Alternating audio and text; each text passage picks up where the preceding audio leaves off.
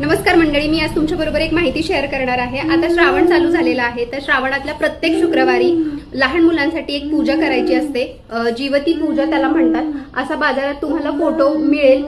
जीवती याला जीवतीच म्हणतात। नागपंचमीच्या वेळी याचाही वापर केला जातो। तर जीवती पूजा का करायची? लहान मुलांच्या उत्तम आरोग्यासाठी, त्यांच्या दीर्घायुष्यासाठी त्यांच्या आईने ही पूजा करायची असते, म्हणजे घरातल्या मातेने तिच्या मुलांसाठी ही पूजा करायची असते।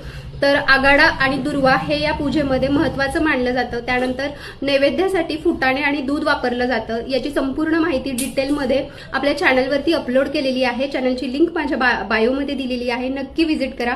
आणि उद्या शुक्रवार आहे, तर आजच हा जीवतीचा फोटो तुम्हाला मिळेल आणि ही पूजा तुम्ही तुमच्या मुलांसाठी नक्की करा।